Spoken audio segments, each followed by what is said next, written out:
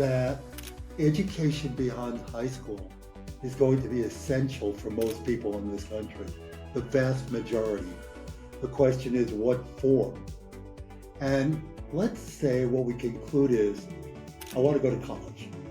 That's 4 years, and that's a lot of money. What should one look for? And I think they ought to look for several things.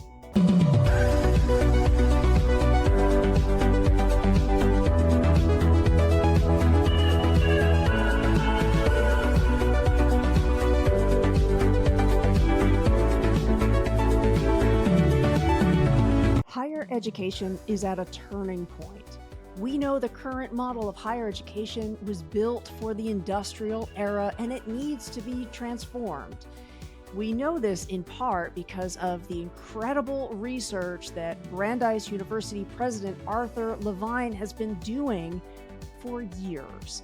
His latest book, The Great Upheaval, Higher Education's Past, Present, and Uncertain Future, goes through what it means to look back at the world of higher ed, what it means to look forward, and also how we can look sideways, as he says, and learn about other industries and what they are telling us about what is to come. He has a brand new book that will be coming out in spring 2026 to further the conversation, and it was a huge honor for me to get to speak with President Levine. He talks to us in this conversation about what it means to really understand what education is in the business of. And although the book is specifically about higher education, my friends, my peers in K-12, there's a lot for us to take away from this as well. Before we hop into this conversation about the Great Upheaval, we do have a quick word from our show sponsor.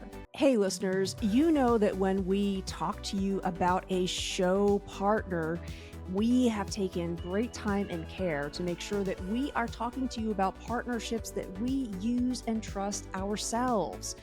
That's why I'm so excited to remind you of the incredible folks behind Poll Everywhere, the student response system that's trusted by over 1 million educators to transform lectures into interactive learning experiences. Poll Everywhere has just launched a brand new and improved version. And from experience, I can tell you it's a game changer.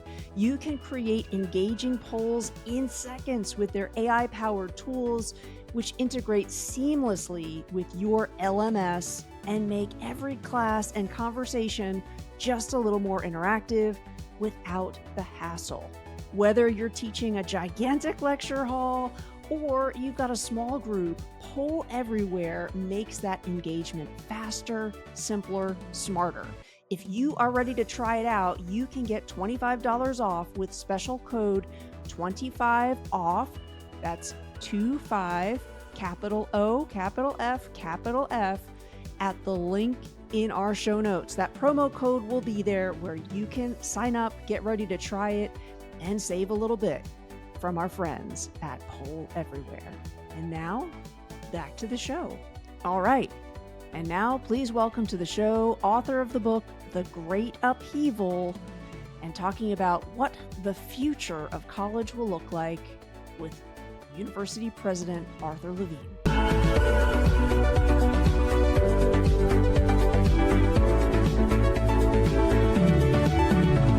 President Levine, Arthur, I am really excited about your book, and I have to tell you that I really appreciate right up front, you kind of say, we went into writing this from an agnostic standpoint. We didn't have a preference, but we wanted to do the research to find out what is the fate of higher education, because we are certainly not in a shortage of pundits, of lots of people who say this is definitively what will happen. Can you talk a little bit more about kind of the origin story behind the book and why you felt compelled to do that research? Sure. I'd been writing about higher education, oh my goodness, it's embarrassing, for 40 years when I started writing that book. And I had used a whole bunch of different ways to think about changes. And one was a historical approach, which is see if you can find a precedent before or a similar example in the past. The second approach was take all the things that are happening now, like demographics and the economy, and project them forward. And a third thing was turn to other industries which have had similar examples. So I'd written about similarities between the auto industry and higher education at some point. And I thought, so what would happen if you tried them all at once? And I had no idea whether they'd reach similar conclusions, or would I end up with a mishmash? And that's really what happened. Not that I ended up with a mishmash, but I used all three approaches. Well, and you refer to that in the book as looking forwards, backwards, and sideways. I'm wondering, again, because you have been steeped in higher education for so long, was one of those perspectives or one of those research positions harder than the other two, or more surprising than the other two? I don't think the surprise to me was that they all ended up reaching the same conclusion. That was amazing to me. I never expected that to happen. The hardest perspective is projecting anything forward. So you know demographics, but if you try to go beyond 18 years, anything could change. You know about the number of people coming into the country internationally, but what would happen if US policy changed dramatically? So that one's always the most uncertain. So I think for somebody who's picking up a copy of this book, they're interested in feeling a little bit more certain about whether or not recommending going into higher education, getting that college degree is worth it for young folks. And worth it is kind of loaded. There's lots of different ways to unpack that. But for someone who is saying, I would like to feel a little more certain if I'm recommending to my child that they pursue a certain pathway, do you feel like recommending this book will give them that ease or that certainty, or do you feel like I don't think my book will give them more certainty. I think there are some realities they need to know or that might be helpful in making this suggestion. One, which does come out of the book, is that we're moving from a national analog industrial economy to a global digital knowledge economy. What that means is that education beyond high school is going to be essential for most people in this country, the vast majority. The question is what form? And let's say what we conclude is I want to go to college. That's 4 years and that's a lot of money. What should one look for? And I think they ought to look for several things. The first is at Brandeis, we did something recently. What we did was say, look, because the whole world is changing, higher education needs to change too. And we concluded the liberal arts needed to be reinvented. And so we changed our core curriculum to focus on the skills and knowledge students would need in a global digital knowledge economy. Liberal arts have always been practical. They're best when there's 1 foot in the library, the accumulated knowledge of humanity, and 1 foot in the street, the real world. But when the world changes quickly, we lose traction with the street. So that we said, let's focus on careers. People have always gone to college to prepare for careers. Let's give everybody career advice the day they arrive. Let's give people experiences in which they can apply the liberal arts, internships, virtual, real. Let's create a second transcript in which students can record all of those things, all those competencies they achieve while in college for employers, aligned with what employers are looking like or looking for in the fields they go into.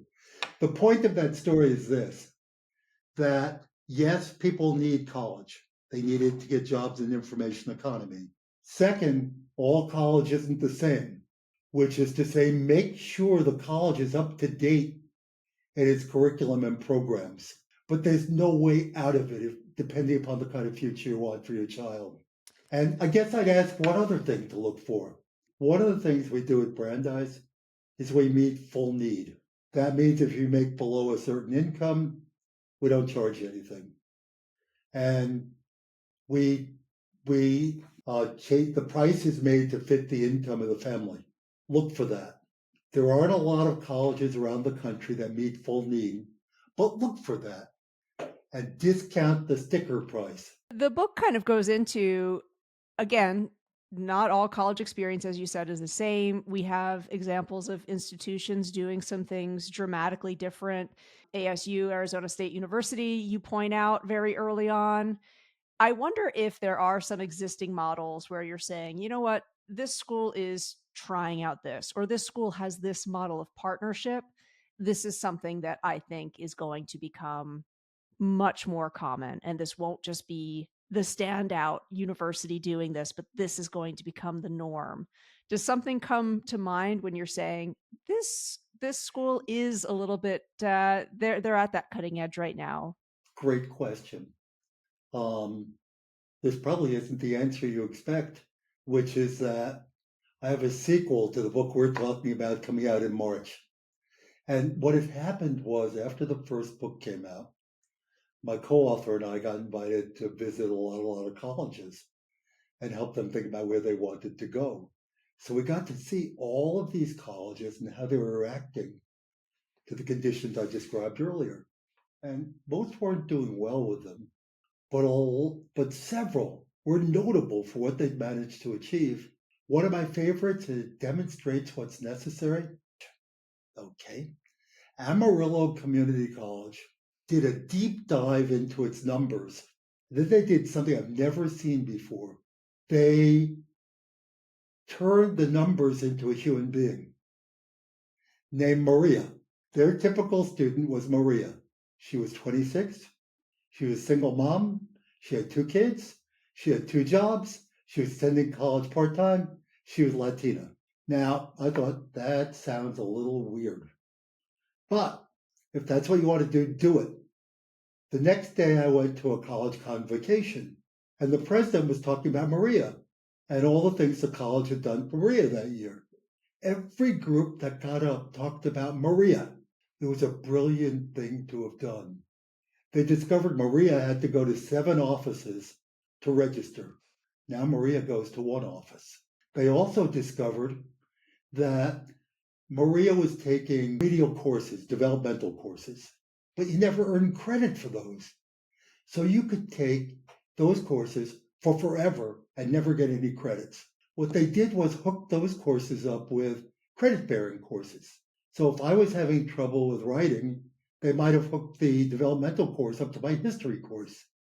And I could take both together, which also gave context. And that was a great idea. They also found that Maria was having real problems in terms of she'd drop in, she'd drop out. And they figured out what would happen if we made if we made a term instead of 15 weeks, we made it 7.5. And students only took 2 courses at a time. So in the course of 2 of those semesters, they will have attended full time the whole semesters. They will only have paid half tuition each term, and they qualify for financial aid. They created a whole program, and retention went through the sky. So the important part, Arizona State, I think, in the next book, I identify Arizona State as the future of public higher education in America. It's the model. So that we're seeing things like that. We are seeing institutions move into competency-based or outcome-based education. Instead of saying time is the critical variable, you got to go for 180 days a year. You got to go for X number of hours a day. You got to go for X number of classes. What they're saying is, here's our learning goal. As soon as you achieve that learning goal, we'll announce that you're competent. You move on to some other learning goal. So a person like me, I do better in math than foreign language. It might take me a lot longer to be competent in foreign language than the traditional length of a course, but I'm really good at math, and I bet I can get through the math course faster than the average student. That makes so much more sense in terms of learning. So I'm seeing a lot of that. Well, and I wonder, you have a line in the book where you say the future of college is going to be determined by the consumer. And certainly, that anecdote that you just gave, that is definitely going to make the consumer a lot happier. But also, I'm thinking about employers and the rate at which they also need to have qualified, upskilled people who can work for them. So it seems kind of like a win-win.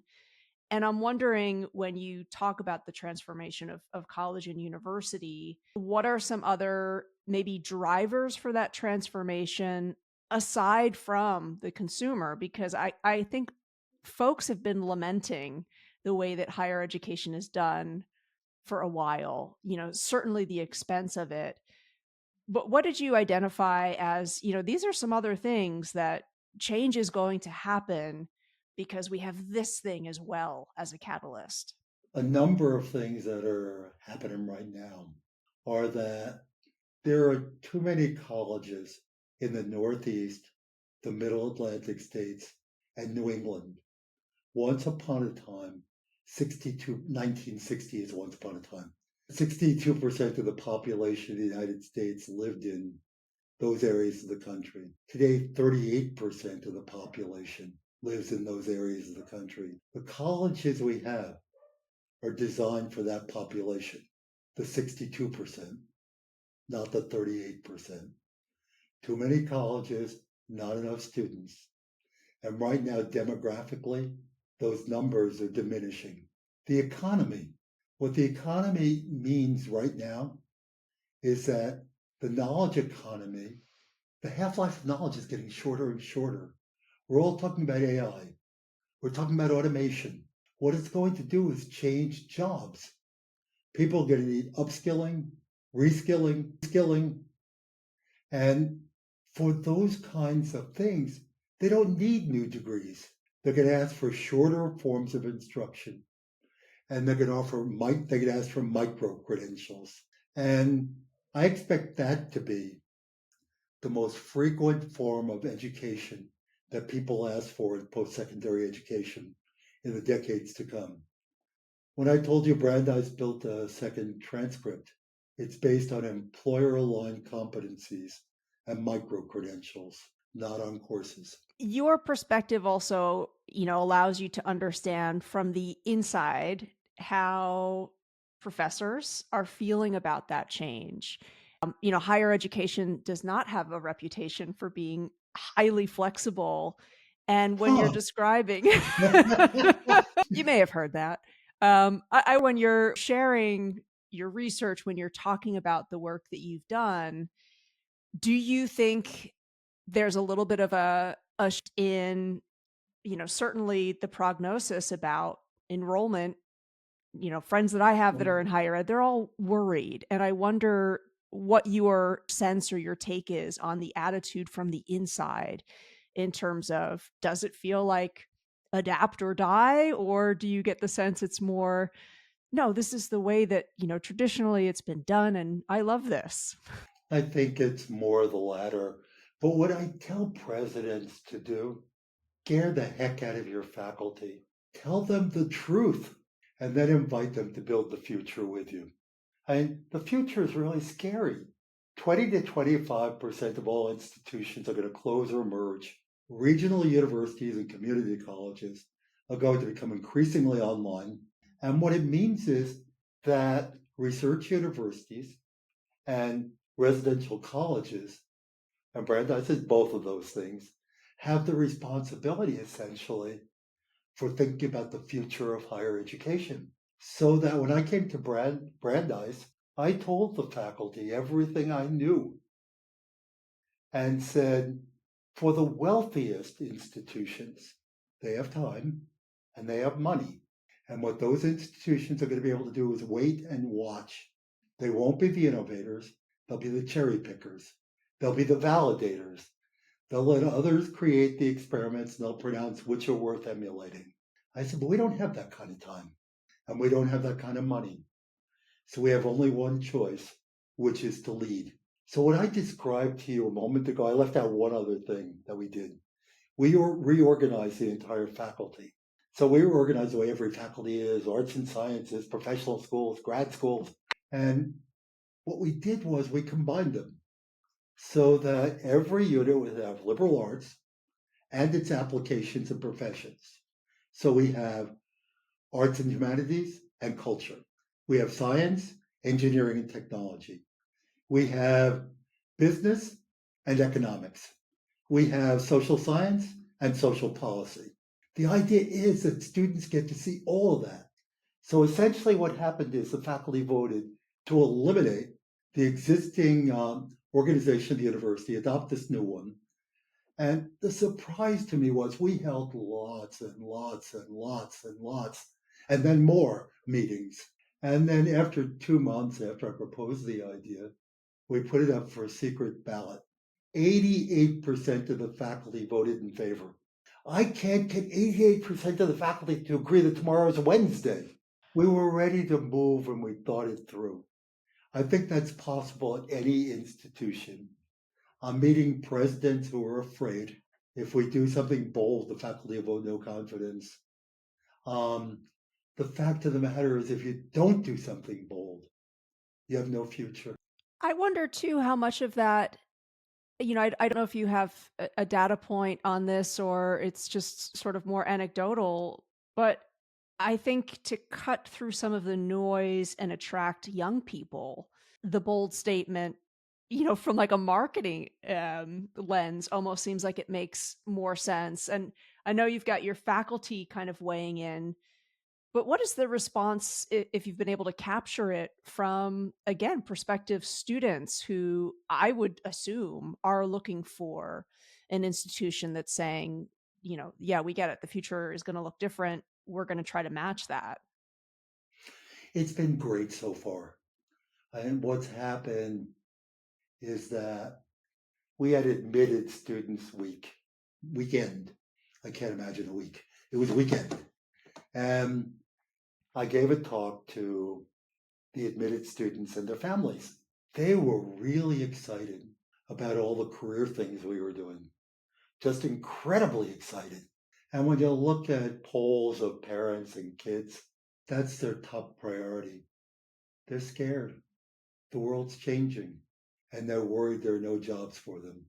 And what we're saying is, we're going to prepare you for those jobs. The micro credential piece, again, this dawns on me too that this is another one of those examples that's a win for students, but is also a win for potential employers. For somebody who's listening and, they're unfamiliar with how that works or why a pivot to including more micro credentials is in your mind the smart move. Can you kind of just drill into this is where a micro credential is maybe offering us something that's more in line with what the current moment demands of us? Absolutely. With our degree programs, so we have 4-year degrees, we have 2-year degrees, we have master's degrees, and those are sort of stop in college once, stay for 4 years, and we'll give you the education we think you're going to need for the future. We're not living in that kind of world anymore. We're living in a world in which things are changing very, very quickly. Henry Adams, who was a historian and a journalist, and his father was president of the United States, his grandfather was president of the United States, went to Harvard in the mid-19th century. And he lamented that he received an education that was 200 years old. He received an 18th century education for a world plunging into the 20th century. The reality is the world changes so quickly. Harvard didn't intend to give him a 200-year-old education. What happened was the Industrial Revolution happened. And all of a sudden, that education was entirely out of step with the times. What micro-credentials do is take skills and knowledge that we need right now, and it certifies them. You don't need 4 years to learn this skill. Maybe you need a few hours. Maybe you need a few weeks. Maybe you need a few months. But the idea is that we can certify, I'm trying to think of some business analytics. You've got business analytics. And then what happens is we used to call them certificates. Then they became badges. And now we call them micro credentials. But the idea is we're certifying that you have that skill. And it's a skill your employers want. And I'll add a piece to it, which is that the Educational Testing Service which is probably the premier assessment organization in the world, is working with us pro bono to build the assessments we need for those micro credentials or those fields that students are going to study in, the short fields. Does that help at all? Yeah, it does. And I adaptable stance is not just what young folks want, but, correct me if this is wrong. I read somewhere that it is increasingly much more common for folks that are in their 40s or even early 50s to say, you know what, I'm going to do a complete career shift. And certainly when you're at that age, speaking from personal experience, you don't have that time to say, okay, I'm going to take like 6 years and then enter my next career. You want that flexibility, and you also kind of have that more responsible learner stance to do something in the way that you're talking about it. And I wonder, to what extent do you think the future of higher education is also impacted just by that change, that we have more folks who were working longer, were living longer, are maybe going to have many more jobs than was the norm a few generations back. I think what's really going to drive this are the fact that new technologies, new realities, AI, automation are going to eat up parts of people's jobs or add new sets of skills that they need to master. So suddenly you wake up one morning and you got to be able to speak polka dot. You got to. You just got to. So I go to the university and I say, how fast can you teach me polka dot? That's what's going to happen. We're going to see increasingly that will turn to higher education for new skills as they're required, needed, and also for seniors. Gee, I want to do all kinds of stuff that I never got to do before. So it's that group, it's career changers, it's people whose careers are being changed, it's people whose careers have ended. All of those things, we can offer short programs that'll help people prepared for what they're actually facing. My last question to you, this has come through in the tone of this conversation, certainly in the book. I get the sense that, as you were saying, most people change scary, terrified, not positive associations. Your tone and the connotation is one of, this is an opportunity. Let's not waste it. I wonder where that comes from. Is it when you were doing the research and looking backwards, you were able to make that connection with the Industrial Revolution and say, hey, look, yes, this is change, it's new, but change itself is not new? Or are you just a big believer in the time for change has come and change is a good thing? Your kind of demeanor about it. Again, I get this, you see it as a positive. Are you able to pinpoint why? I mean, I guess I see it as a positive in that I think survival is a really good thing. And if we don't change, we're not going to be able to survive for a lot of colleges and universities. So that, yeah, it's essential, but it's also this incredible opportunity. We're getting a chance to redesign what higher education looks like, not only for this year or next week or next month, but for the future. How many generations get that opportunity? It's just extraordinary. Well, listeners, I hope that you are inspired to pick up this book. I can't believe there's already a sequel on the way. President Levine, you said that's coming out in March. Can you, maybe really in closing, can you give us a little bit of a snippet of the sequel and what that dives deeper into? What the sequel, the name of the original book was The Great Upheaval. And I said what I got to do was visit lots and lots of campuses. I got invited to them after that book.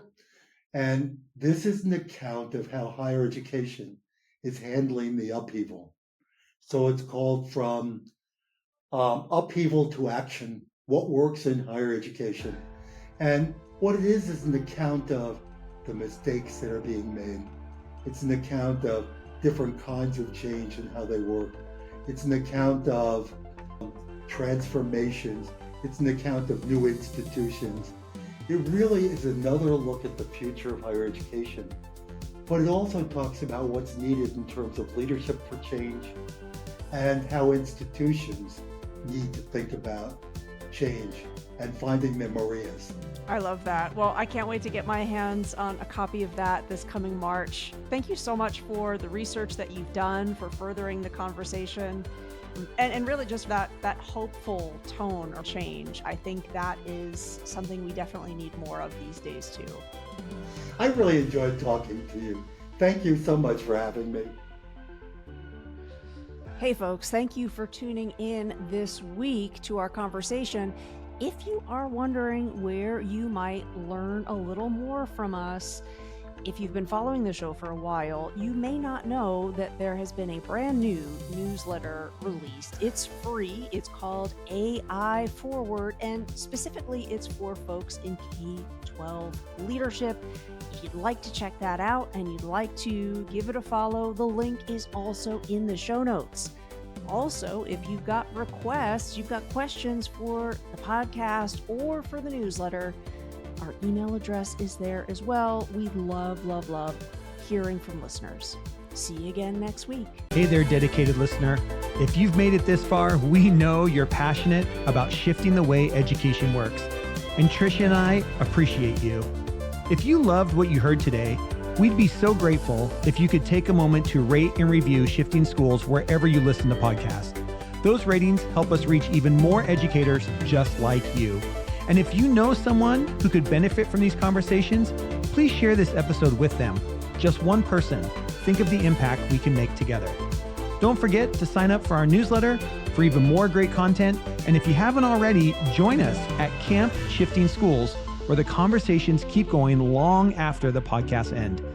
Thank you for being a part of this journey, and thank you for being part of Shifting Schools.